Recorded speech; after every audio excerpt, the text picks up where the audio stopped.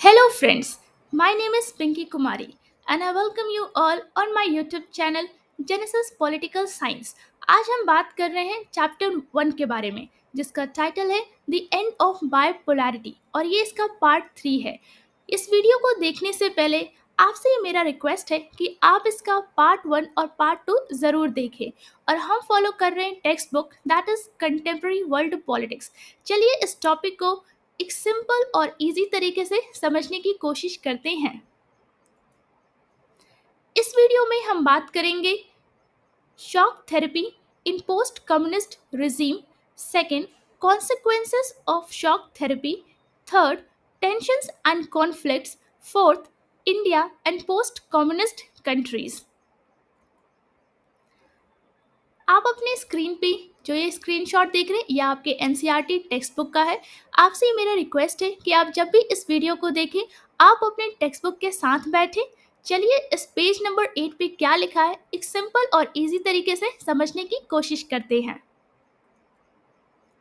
Shock therapy in post-communist regime. After communism collapsed, many countries went through a difficult change. तो जब communism collapse होता है, communism को हिंदी में कहते हैं साम्यवाद। तो जब कम्युनिज्म कोलैप्स होता है, बहुत सारी जो कंट्रीज हैं जैसे कि रशिया हो गया, सेंट्रल एशिया हो गया एंड ईस्टर्न यूरोप हो गया, they went through a difficult change, मतलब मुश्किल मुश्किल बदलाव से वे गुजरे। They had to move from socialism to capitalism. तो ये जो कंट्रीज थी इनको मूव करना पड़ा सोशलिज्म से कैपिटलिज्म तक। सोशलिज्म मतलब कि पहले वो समाजवाद फॉलो करते थे, अब उन्हें कैपिटलिज्म को फॉलो करना पड़ा। कैपिटलिज्म क्या है? दैट इज पूंजीवाद। सोशलिज्म क्या होता है? Where the government control everything. तो सोशलिज्म में जितनी भी चीज़ें होती है वो वहाँ की गवर्नमेंट, वहाँ की जो सरकार होती है वो कंट्रोल करती है। लेकिन कैपिटलिज्म में क्या होता है? Where private people could own and run the businesses. तो कैपिटलिज्म में जो प्राइवेट पीपल हैं वो क्या करते हैं? बिजनेसेस को ओन करते हैं और रन करते हैं। This change was guided by the world bank and IMF। तो ये जो बदलाव हो रहे थे इन्हें कौन गाइड कर रहा था? गाइड का मतलब होता है जो मार्ग दिखा रहा था या राह दिखा रहा था, तो वो वर्ल्ड बैंक था और IMF था, that is the international monetary fund. It was called shock therapy. इस चेंज को क्या कहा गया? शॉक थेरेपी कहा गया। Because the change was sudden and painful. क्योंकि जो चेंज हो रहा था, जो बदलाव हो रहा था वो बहुत सडन था, मतलब अचानक हो रहा था और कहीं ना कहीं पेनफुल था, अर्थात दर्दनाक था या कष्टदायक था। Shock therapy was not exactly the same in all countries. तो ये जो शॉक थेरेपी थी, अर्थात ये जो चेंजेस हो रहे थे ये हर कंट्री में एग्जैक्टली सेम नहीं थे, मतलब वो एक समान नहीं थे, आइडेंटिकल नहीं थे, but it's main feature were similar. लेकिन इस शॉक थेरेपी के जो मेन फीचर्स थे, मतलब जो इसके कैरेक्टरिस्टिक थे या जो विशेषताएं थी, वो सभी कंट्रीज में एक समान थी। What did shock therapy involve? अब हम बात करते हैं कि शॉक थेरेपी क्या इंक्लूड करता है। Countries had to fully switch to a capitalist economy. जो कंट्रीज हैं उन्हें अब क्या करना पड़ा? अगर वो सोशलिज्म पहले फॉलो कर रहे थे तो अब उन्हें कैपिटलिस्ट इकोनॉमी बनना पड़ा। That means they had to remove all the old socialist system from the Soviet time। इसका मतलब ये था कहीं ना कहीं कि जो भी वो ओल्ड सोशलिस्ट सिस्टम को जो सोवियत टाइम से वो फॉलो कर रहे थे उन्हें कहीं ना कहीं उन्हें रिमूव करना पड़ा, हटाना पड़ा। The main aim was to make private ownership the main system. तो इसका जो मेन गोल था, जो मेन एम था वो ये था कि it has to make private ownership the main system, कि जो मेन सिस्टम क्या बने? प्राइवेट ओनरशिप बने। दैट मीन्स, तो इसका क्या मतलब होता है? First point, government companies were sold to private individual. जितनी भी गवर्नमेंट की कंपनीज थी, अर्थात जितनी भी सरकारी कंपनियां थी, वो प्राइवेट इंडिविजुअल्स को बेच दिए गए। Second, corporate system change. जो कॉरपोरेट सिस्टम था उसमें बदलाव किए गए। Third, collective farms that is farming done by the government were stop. तो जो कलेक्टिव फार्म थे जो गवर्नमेंट के द्वारा किए जा रहे थे उन्हें रोक दिया गया। Fourth, instead private farming and capitalism in agriculture begin. तो एग्रीकल्चर में प्राइवेट फार्मिंग और कैपिटलिज्म जो था वो स्टार्ट हो गया। There was no middle path. Either you followed capitalism or stayed with state socialism, which they rejected. तो यहाँ पे कोई भी मिडिल पाथ नहीं था. या तो वो कैपिटलिज्म को फॉलो करे, दैट इज पूंजीवाद को फॉलो करे, या फिर वो क्या करे, स्टेट सोशलिज्म को जो है वो उसे मेंटेन किए रखे. लेकिन सोशलिज्म को उन्होंने ऑलरेडी क्या किया था, रिजेक्ट कर दिया था, अर्थात अस्वीकार कर दिया था उन्होंने already.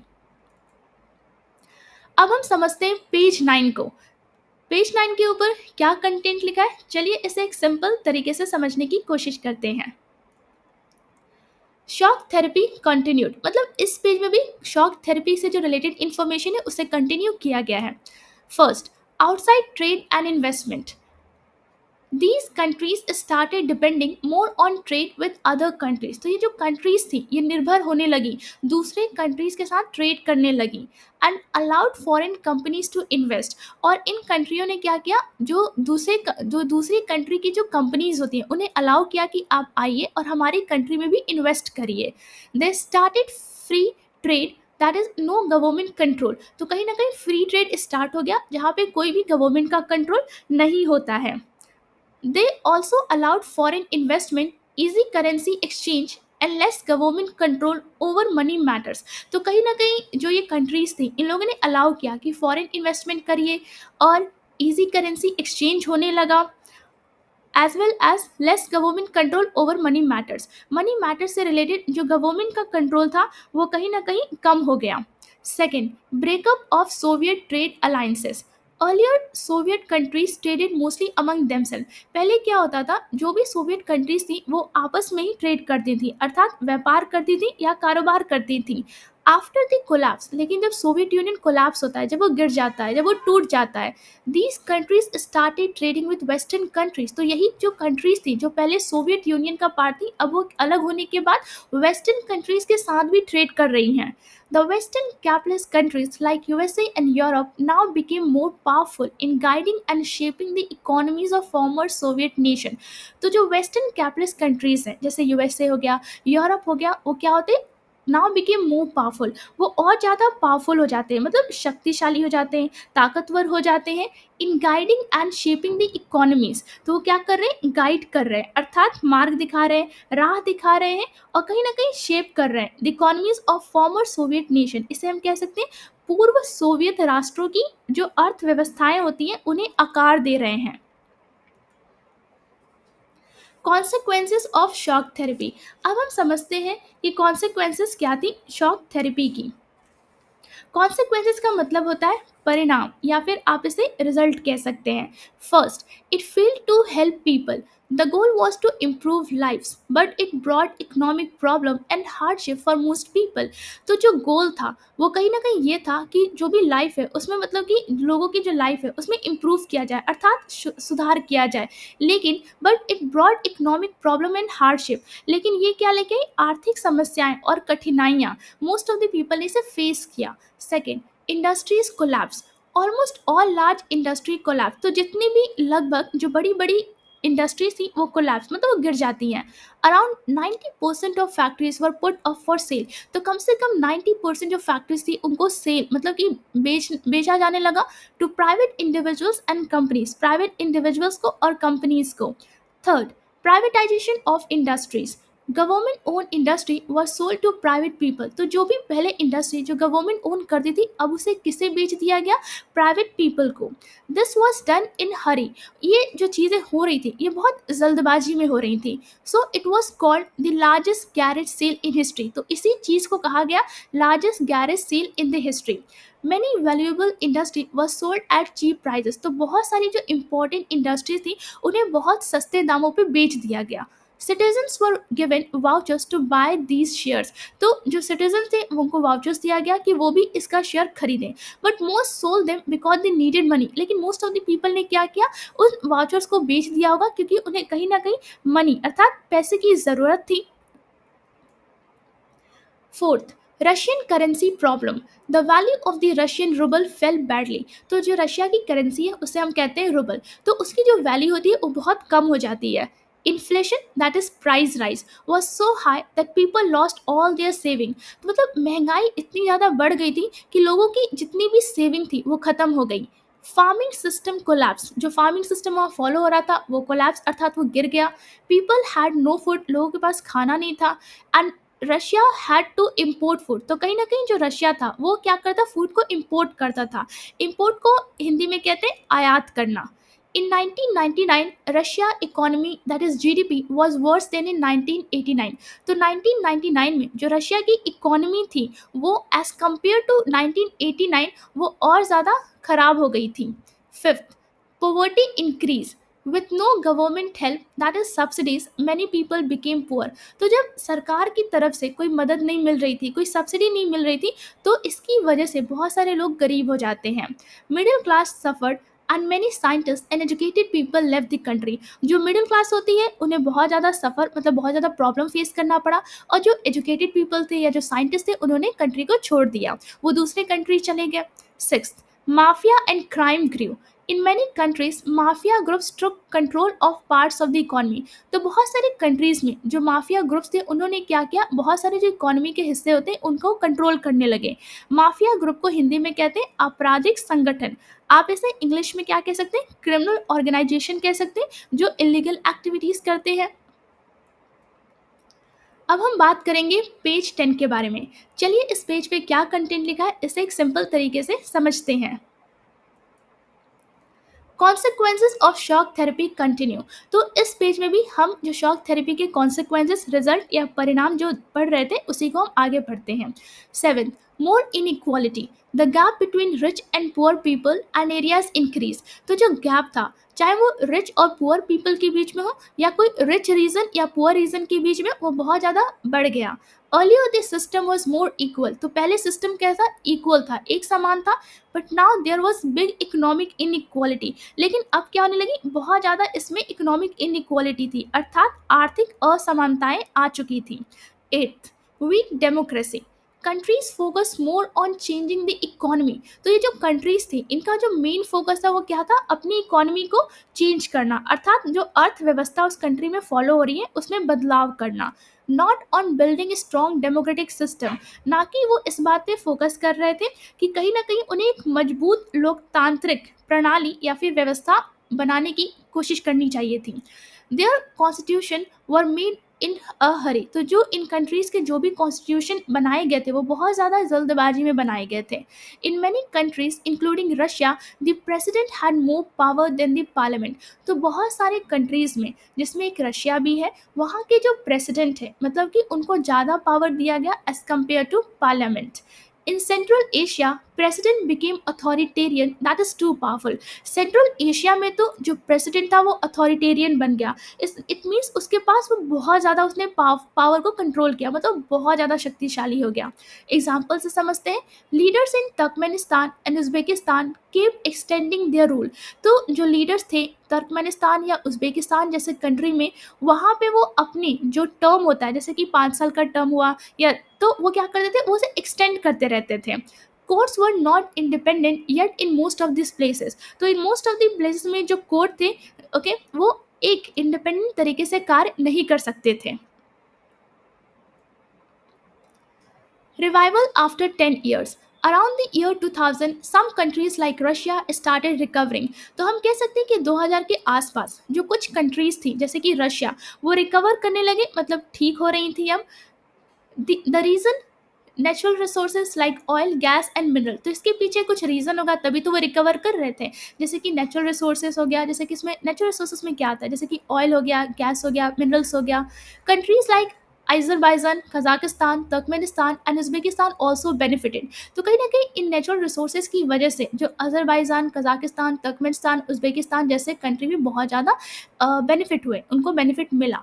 They earn money from exporting resources. तो ये जो कंट्रीज़ हैं ये पैसे कमा रहे थे कैसे, इन रिसोर्सेज को बेच करके, एक्सपोर्ट करके। And renting out oil pipelines, और जो भी ऑयल पाइपलाइंस थी इन्होंने उसे रेंट पर दे दिया था। सम फैक्ट्रीज एंड इंडस्ट्री रीस्टार्टेड। तो कुछ फैक्ट्रीज और इंडस्ट्री जो थी वो वापस से स्टार्ट होती हैं। अब हम बात करेंगे टेंशंस एंड कॉन्फ्लिक्ट के बारे में।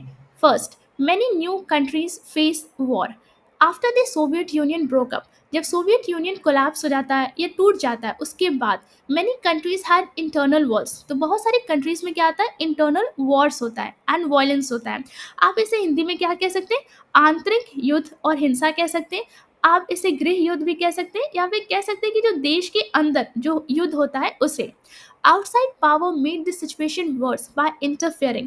तो जो बाहरी शक्तियां थी उन्होंने क्या किया, इन जो कंट्रीज में जो सिचुएशन हो रहा था उसे और ज़्यादा बुरा बना दिया, क्योंकि वो बार बार क्या करते, इंटरफेयर कर रहे थे, मतलब हस्तक्षेप कर रहे थे। Russia, regions like Chechnya and Dagestan wanted independence. तो रशिया में ये जो प्लेसेस हैं या जो रीजन्स हैं, जैसे चचन्या हो गया या दागिस्तान हो गया, इनको इंडिपेंडेंस चाहिए था, अर्थात स्वतंत्रता चाहिए थी। Russia responded with military attacks and human rights violation. लेकिन रशिया ने क्या किया, यहाँ पे मिलिट्री अटैक किया, जो ह्यूमन राइट्स था उसे यहाँ पे वायलेट हुआ वो। But people still continue fighting for freedom. पर जो भी लोग यहाँ पे हैं वो क्या कर रहे हैं, अपने आज़ादी के लिए, अपने स्वतंत्रता के लिए लड़ रहे हैं।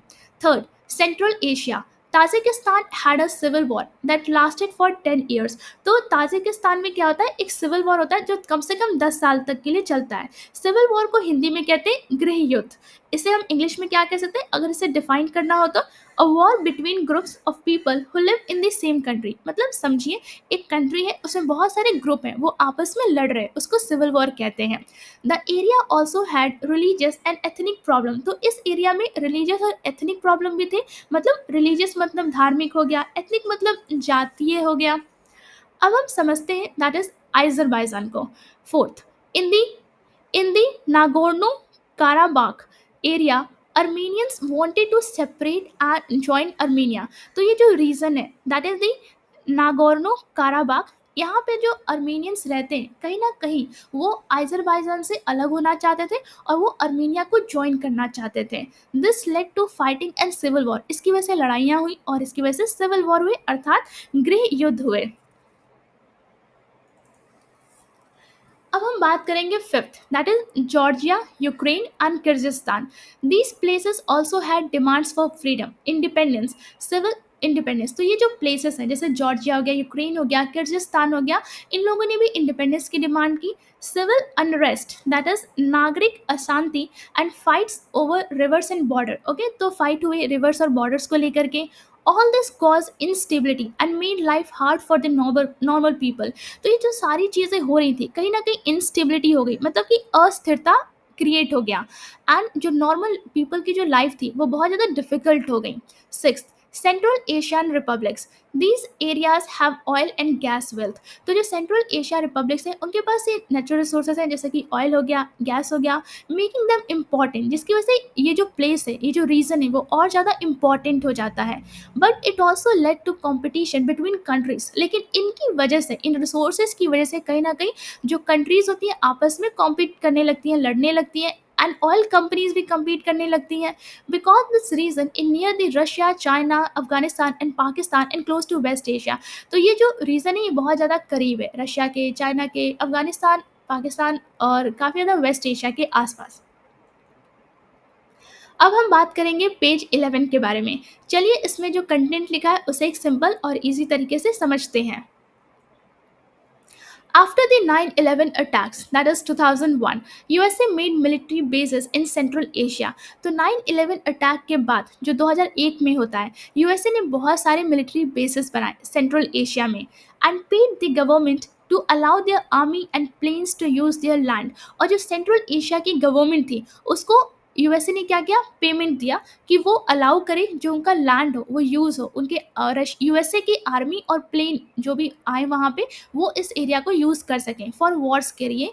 इन अफगानिस्तान एंड इराक, किसके लिए यूज़ करना था, वॉर के लिए जो अफगानिस्तान और इराक में हो रहे थे।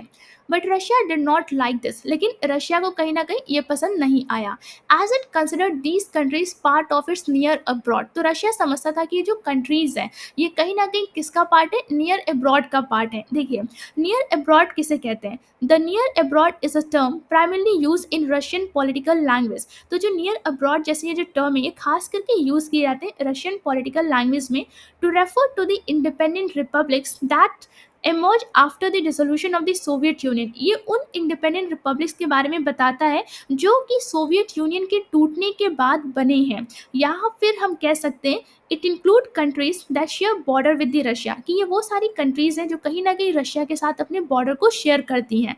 एंड वो प्रिवियसली पार्ट ऑफ यूएसएसआर, और वो पहले किसका हिस्सा थी? यूएसएसआर का हिस्सा थी। And wants to keep influence दिया, तो कहीं ना कहीं रशिया जो है इन कंट्रीज के ऊपर जो नियर अब्रॉड वो कह रहा है उसके ऊपर अपना प्रभाव बनाए रखना चाहता है। China is also showing interest in the region, कहीं ना कहीं इस रीजन में चाइना का भी इंटरेस्ट है because of oil and trade. China has started settling border issue and increasing trade, तो चाइना कहीं ना कहीं कोशिश करता है कि जो भी यहाँ पे बॉर्डर इशू हो वो सेटल हो जाए, जिसकी वजह से वो ट्रेड को और ज़्यादा इंक्रीज कर सके और ज़्यादा व्यापार को बढ़ा सके। अब हम बात करते हैं ईस्टर्न यूरोप के बारे में। Czechoslovakia split peacefully into the चेक रिपब्लिक एंड स्लोवाकिया, तो ये चेकोस्लोवाकिया एक प्लेस है या एक रीजन है, वो टूट जाता है दो पार्ट में, एक चेक रिपब्लिक बन जाता है और एक स्लोवाकिया बन जाता है। But the Yugoslavia region that is the Balkan state saw the worst conflict, लेकिन जो यूगोस्लेविया रीजन है वहाँ पे मतलब कि उसने बहुत ज़्यादा एक बहुत खराब कॉन्फ्लिक्ट देखा। देखिए बाल्कन स्टेट किसे कहते हैं? The Balkan state refer to the countries located on the Balkan peninsula in south eastern Europe. तो ये जो बाल्कन स्टेट है ये उन कंट्रीज को कहते हैं जो बाल्कन पेनिनसुला पे लोकेटेड है, जो कि साउथ ईस्टर्न यूरोप में है। After 1991 Yugoslavia broke into many countries, तो 1991 के बाद यूगोस्लेविया जो है बहुत सारे कंट्रीज में टूट जाता है, like Croatia, Slovenia, Bosnia etcetera. Ethnic Serb oppose this, तो जो एथनिक सर्ब्स होते हैं वो कहीं न कहीं इसे अपोज़ करते हैं एंड स्टार्टेड वॉलेंट एक्ट्स, और बहुत सारे वो वॉलेंट एक्टिविटीज़ स्टार्ट कर देते हैं। Many non SERB Bosnia were killed, बहुत सारे जो नॉन सर्ब बोस्नियंस थे वो मारे जाते हैं। NATO attacked and bomb Yugoslavia after the civil war became more violent, तो जब सिविल वॉर बहुत ज़्यादा वॉलेंट हो जाता है तो नाटो क्या करता है, इसके ऊपर अटैक कर देता है और इसके ऊपर बॉम्बिंग कर देता है।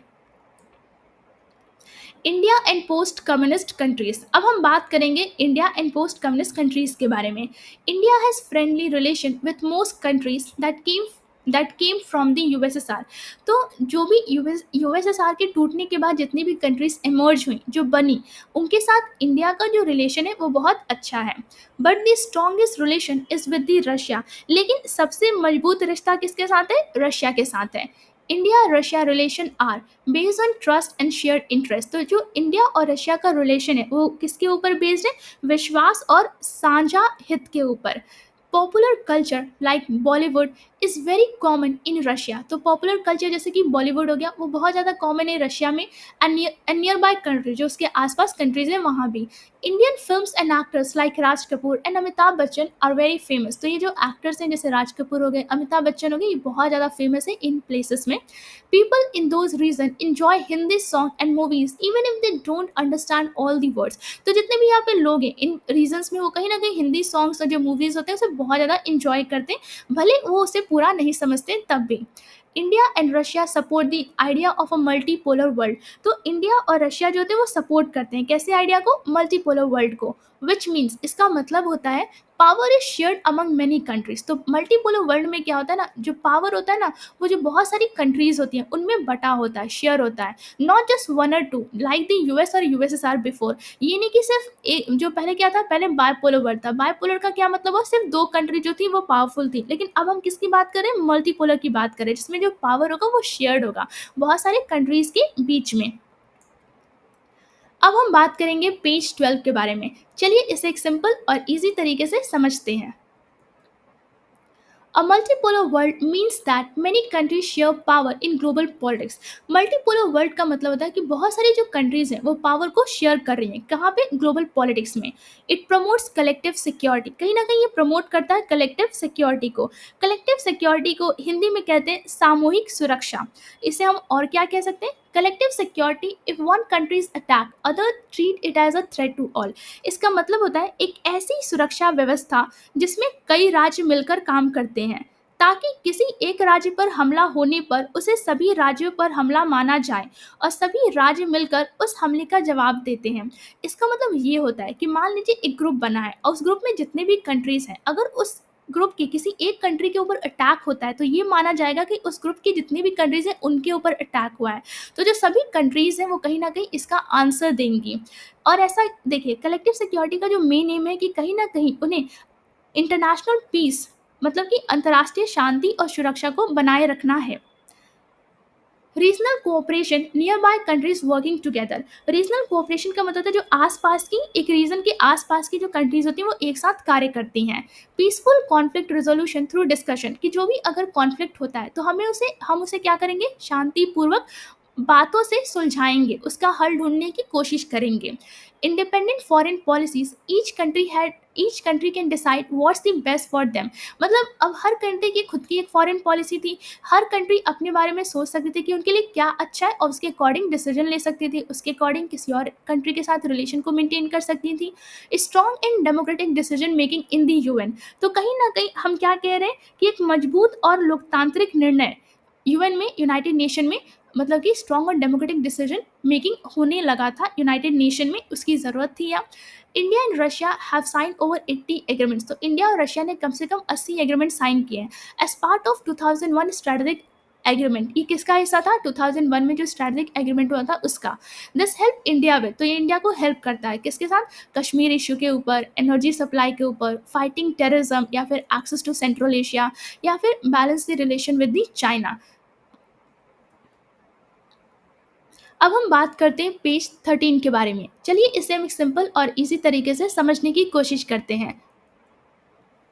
Russia is a big help to India because, तो रशिया बहुत ज़्यादा इंडिया के लिए एक हेल्पफुल कंट्री है। ऐसा क्यों? India is the second biggest buyer of Russian weapon. जो इंडिया है ना वो दूसरे नंबर पे आता है, मतलब कि India is the second buyer of Russian weapon, मतलब इंडिया जो होता है सेकेंड नंबर पे बहुत ज़्यादा रशियन वेपन को खरीदता है। तो पहला बायर कौन हुआ, तो पहला बायर है China. Most of the India's military equipment come from the Russia. तो मोस्ट ऑफ द इंडिया की जो भी मिलिट्री इक्विपमेंट है वो कहाँ से आते हैं, रशिया से आते हैं। India depends on oil from other countries. India जो होती है वो ऑयल के लिए दूसरे कंट्री पे डिपेंडेंट है, मतलब निर्भर है। And Russia has help India many times during the fuel crisis. Russia ने बहुत ज़्यादा इंडिया की हेल्प की है जब भी इंडिया में क्या हुए, फ्यूल क्राइसिस हुए। India wants to increase its oil import from Russia and countries like Kazakhstan and Turkmenistan. India कहीं ना कहीं ऑयल इम्पोर्ट को बढ़ाना चाहता है, किन कंट्रीज से, रशिया से, या फिर दूसरी कंट्री जैसे कि कजाकिस्तान हो गया या टर्कमेनिस्तान हो गया। India and these countries work together in oil related project. तो ये जो भारत और ये जो कंट्रीज हैं ये आपस में मिलकर एक साथ काम करते हैं ऑयल रिलेटेड प्रोजेक्ट के ऊपर। Russia support India in areas like nuclear energy and space technology. Russia बहुत ज़्यादा सपोर्ट करता है इंडिया को कैसे एरियाज में, जैसे कि न्यूक्लियर एनर्जी हो गया या फिर स्पेस टेक्नोलॉजी हो गया। फॉर एग्जाम्पल, अब इसे एग्जाम्पल समझते हैं। Russia give India cryogenic rocket technology. तो क्या हुआ, रशिया ने इंडिया को दिया, क्या दिया है, क्रायोजेनिक रॉकेट टेक्नोलॉजी दिया व्हेन नीडेड, जब भारत को ज़रूरत थी इसकी। India and Russia have collaborated on various scientific project. तो इंडिया और रशिया ने बहुत ज़्यादा कोलैबोरेट किया या बहुत ज़्यादा कोऑपरेट किया, मतलब साथ मिलकर काम किया है बहुत सारे साइंटिफिक प्रोजेक्ट के ऊपर। उम्मीद करती हूँ कि आपको ये वीडियो बहुत अच्छा लगा होगा। अगर वीडियो अच्छा लगा हो तो लाइक और सब्सक्राइब करना ना भूलिए। शेयर ज़रूर करें और अपने दोस्तों को भी इस चैनल के बारे में बताइए। कमेंट्स में अपनी राय ज़रूर दें। बेल आइकन पे क्लिक करें ताकि अगला वीडियो मिस ना हो। मिलते हैं नेक्स्ट वीडियो में, तब तक के लिए थैंक यू।